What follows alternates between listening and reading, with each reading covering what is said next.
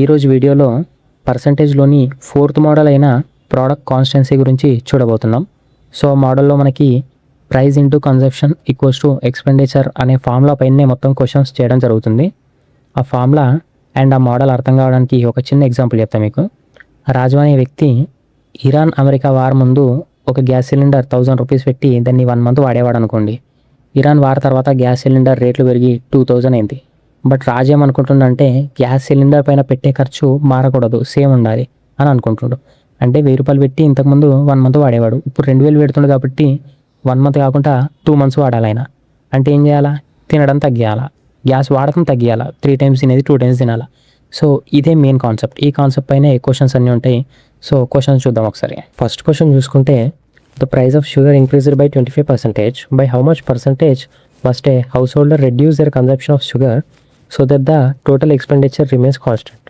క్వశ్చన్స్లో ఏమంటుందంటే sugar price 25% పెరిగింది, so వాళ్ళు ఎంత తక్కువ తినాలి, సో వాళ్ళ ఎక్స్పెండిచర్ కాన్స్టెంట్గా ఉండాలని అంటుంది. సో దీన్ని చేయడానికి 2 మెథడ్స్ ఉన్నాయి మన దగ్గర. ఒకటి బేసిక్ మెథడ్, ఒకటి short cut method. First basic మెథడ్లో చూద్దాం, తర్వాత షార్ట్ కట్లో చూద్దాం. బేసిక్ మెథడ్లో ఫస్ట్ ఫర్ ఎగ్జాంపుల్ వాళ్ళ దగ్గర 100 రూపాయలు ఉన్నాయనుకోండి, 1 కేజీ షుగరు 1 రూపీ. సో 100 రూపీస్తో వాళ్ళు 100 కేజీ షుగర్ కొనుక్కోవచ్చు. బట్ ఆ షుగర్ రేట్ 25% పెరిగింది కాబట్టి ఇప్పుడు 1 రూపీ షుగర్ కాస్త 1.25 రూపీస్ అయింది. బట్ ఇప్పుడు కూడా వాళ్ళు దానిపైన 100 రూపీస్ మాత్రమే ఖర్చు చేయాలనుకుంటారు, ఎందుకంటే ఎక్స్పెండిచర్ కాన్స్టెంట్. సో ఇప్పుడు వాళ్ళు 100 కేజీస్ కొనలేరు. 100 కేజీస్ కొనాలంటే వాళ్ళు 125 రూపీస్ పెట్టాలి, ఎందుకంటే షుగర్ రేట్ పెరిగింది. సో వాళ్ళు ఎంత కొనగలరు?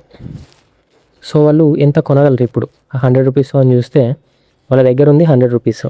ఎంత పర్సెంటేజ్ పెరిగింది? 1.25. అంటే 80 కేజీస్ వాళ్ళు కొనగలరు. ఎంత లాస్ అవుతుంది? 20 కేజీస్. సో 100 కేజీస్ నుండి 20 కేజీస్ లాస్ అంటే ఎంత పర్సెంటేజ్? 20% లాస్ అవుతారు వాళ్ళు. ఇది బేసిక్ మెథడ్. ఇదంతా చేయాల్సిన అవసరం లేదు ఎగ్జామ్ పాయింట్ ఆఫ్ వ్యూలో. మీకు షార్ట్ కట్ మెథడ్లో చెప్తా. సో మనకి పర్సంటేజ్ ఎంత ఇంక్రీజ్ అని ఇచ్చిండు? 25%. 25 అంటే ఫ్రాక్షన్లో మనం 1/4 అని రాసుకుంటాం. అక్కడ ఇంక్రీజ్ కాబట్టి 25% మనం ప్లస్ 1/4 అని రాస్తాం, ఇంక్రీజ్ కాబట్టి. సో ప్లస్ 1/4 వచ్చింది. ఇప్పుడు మనం 3 పాయింట్స్ గుర్తుంచుకోవాలి షార్ట్ కట్ ట్రిక్ అప్లై చేయడానికి. ఫస్ట్ పాయింట్ సైన్ చేంజెస్, అంటే ప్లస్ ఉంటే మైనస్ అవుతుంది, మైనస్ ఉంటే ప్లస్ అవుతుంది. ఫస్ట్ చేంజ్ చేసినాం. సెకండ్ది న్యూమరేటర్ చేంజ్ కాదు, పైన ఏది ఉందో అదే ఉంటుంది, అది అసలు చేంజ్ కాదు. థర్డ్ది డినామినేటర్ చేంజ్ అవుతుంది బేస్డ్ ఆన్ సైన్. డినామినేటర్ ఎలా చేంజ్ అవుతుంది అంటే ఇక్కడ చూసుకుంటే మనకి ప్లస్ 1/4 ఉంది. సో 4 + 1 5 అయ్యింది మనకి ఇక్కడ. అదే ఒకవేళ మైనస్ ఉంటే 4 - 1 3 అయ్యేది.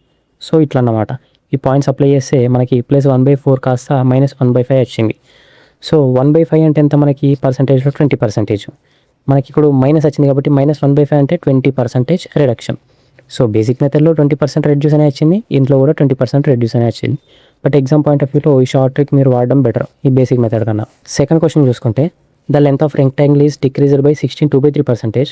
By what percentage should the breadth of the rectangle be increased so that the total area remains exactly the same.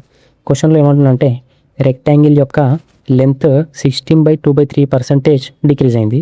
So దాని బ్రెత్ ఎంత పర్సంటేజ్ ఇంక్రీజ్ కావాలా? సో దాని ఏరియా కాన్స్టెంట్గా ఉంటుంది అంటుంది.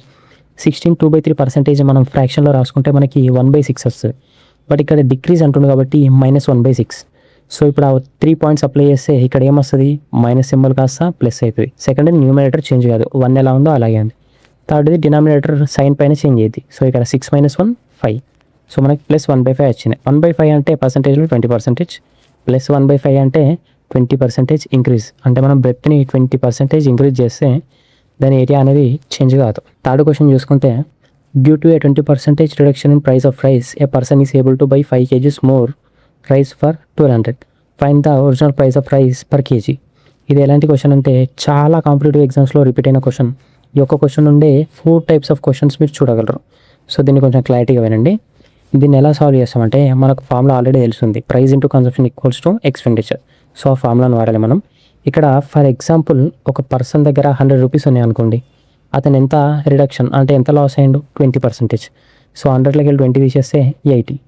అంటే ప్రైస్ ఫస్ట్ 100 రూపీస్ ఉండేది, అది ఎంత తగ్గింది? 20%. అంటే 100 రూపీస్ ఉన్న ప్రైస్ 80 రూపీస్ అయింది. సో కన్జంప్షన్ అనేది ఎట్లా? ఇప్పుడు price consumption inversely proportional. Price into consumption equals to expenditure కదా. ప్రైస్ కన్జంప్షన్ మనకి ఇన్వర్స్లీ ప్రపోర్షనల్ వస్తాయి. సో అదట్టు ఇది ఇటు ట్రాన్స్ఫర్ అయితే దాన్ని కట్ చేసుకున్నాం అనుకో మన ఫ్రాక్షన్లో 4-5 వాల్యూస్ వస్తాయి అంతే కదా. 24 80, 25 100. సో అట్లా రెండింటి మధ్యలో డిఫరెన్స్ ఎంత? 1 యూనిట్. కన్సప్షన్ రెండింటి మధ్యలో డిఫరెన్స్ 1 యూనిట్. సో 1 యూనిట్కు మనకు 5 kgs. అంటే ఒకసారి మీరు మళ్ళీ క్లారిటీగా వినండి. ఇక్కడ ప్రైస్ డిక్రీజ్ అయింది, 20% ప్రైస్ డిక్రీజ్ అయింది. ప్రైస్ డిక్రీజ్ అయితే కన్సప్షన్ పెరిగింది, అంటే రేట్లు తగ్గితే కొనే సామర్థ్యత పెరిగింది. ఎంత పెరిగింది? 5 kgs పెరిగింది. రేట్ ఎంత తగ్గింది? 1 యూనిట్. రెండింటి మధ్య డిఫరెన్స్ ఎంత? 1 యూనిట్. 1 యూనిట్ తగ్గితే 5 కిలోలు ఎక్కువ కొనుక్కోండి. ఇప్పుడు మనల్ని క్వశ్చన్స్లో ఏమేమి అడగచ్చు అంటే first consumption, second price. So కన్సప్షన్లో కూడా రెండు వస్తాయి. ఓల్డ్ కన్సప్షన్ అంటే ఫస్ట్ ఎంత కొనేవాడు, మనకి ఓల్డ్ కన్సప్షన్ ఎంత? 4 యూనిట్స్. ఒక్క యూనిట్ ఎంత? 5 kgs. So 4 5 20 kgs. New conception ఎంత? 5 యూనిట్స్. ఒక్క unit 5 kg. So 25 kgs. First 20 kgs కొనేవాడు, ఇప్పుడు 25 kgs ఉంటుండు, ఎందుకంటే ప్రైస్ తక్కువైంది. ఆ ప్రైస్ ఎంత తక్కువైందో కూడా చూద్దాం. ఫస్ట్ ఓల్డ్ ప్రైస్ ఎంత? ఇక్కడ మనకు మళ్ళీ price into conception equal to expenditure. Price అంటే మనకి expenditure by conception. Expenditure value ఇచ్చింది 1200 అని. సో పైన 1200 వేసుకొని కింద కన్సప్షన్ వేసుకోవాలి. ఓల్డ్ ప్రైస్ ఎంత? 1200/20 60 రూపీస్. న్యూ ప్రైస్ ఎంత? 1200/25 48 రూపీస్. అంటే 60 రూపీస్ నుండి 48 రూపీస్ ప్రైస్ తగ్గితే 20 kgs కొనుక్కునే అతను 25 kgs ఉంటుండు. సో ఇది ప్రాబ్లం. దీన్ని క్లారిటీగా ఒకసారి మీరు అర్థం కాకుండా మళ్ళీ నండి, ఎందుకంటే చాలా ఇంపార్టెంట్ క్వశ్చన్ ఇది, చాలా ఎగ్జామ్స్లో రిపీట్ అయిన క్వశ్చన్ కూడా. ఫోర్త్ క్వశ్చన్ చూసుకుంటే the entry ticket price of A cinema hall is increased by 37.5%. If the total revenue collects remains perfectly constant, find the percentage decrease in the number of visitors. క్వశ్చన్లో సింపుల్గా ఏమంటుంటే ఒక cinema హాల్లో ticket prices 37.5% పెంచిండు. అట్లా పెంచినప్పటికి కూడా వాళ్ళ revenue అనేది ఏం change కాలేదు. అంటే పెంచకముందు ఎంత వచ్చేదో రెవెన్యూ పెంచినప్పుడు కూడా అంతే వస్తుంది.